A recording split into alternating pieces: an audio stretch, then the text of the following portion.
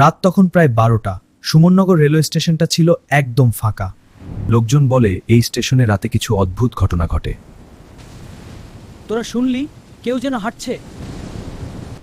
আমার মনে হচ্ছে এখানে থাকা ঠিক হবে না। হঠাৎ কুয়াশার ভিতর থেকে একটা ট্রেনের আলো দেখা গেল। ওটা কি? ট্রেন! সাবধান, ওটা আসছে। এই ট্রেনটা তো সময়ের বাইরে এসেছে। স্টেশনটা তখনও অদ্ভুত নীরব। ট্রেনের দরজা নিজে থেকেই খুলে গেল। চল ভিতরে দেখে আসি। ট্রেনের ভিতরটা অদ্ভুতভাবে অন্ধকার ছিল। সব সিট ফাঁকা কেন? হঠাৎ আলোটা বারবার জ্বলতে নিভতে লাগলো। এই ট্রেনটা ঠিক লাগছে না। হ্যাঁ, ভয় লাগছে। সামনে একটা লম্বা করিডোর দেখা গেল।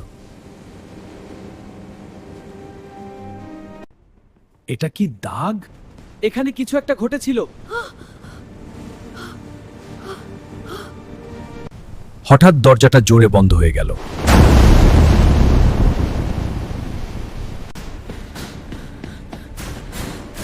কে দরজা বন্ধ করলো? ট্রেনটা অন্ধকার জঙ্গলের ভিতর দিয়ে যাচ্ছিল।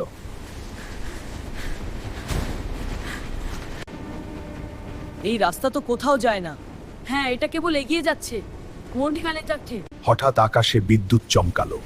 ও না, বজ্রপাত! আমরা কোথাও যেতে পারবো না। আলোটা আবার নিভে গেল। কেউ যেন তাদের পিছনে দাঁড়িয়েছিল। ওটা কি? ওটা আমাদের দিকে আসছে। কে ওখানে?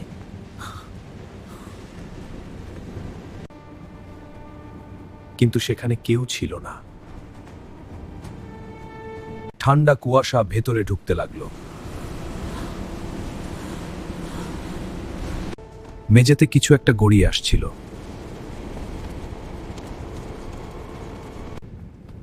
ওটা কি? করিডোরে একটা অদ্ভুত ছায়া দেখা গেল। ছায়াটা ধীরে ধীরে কাছে আসছিল। ওটা কোনো মানুষ ছিল না।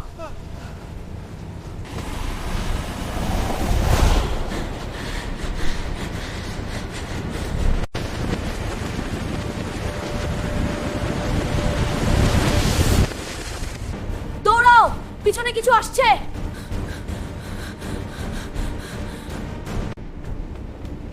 সাবধানে, পড়ে যাস না। ট্রেনটা হঠাৎ দিচে থেমেছিল। চারদিকে শুধু অন্ধকার।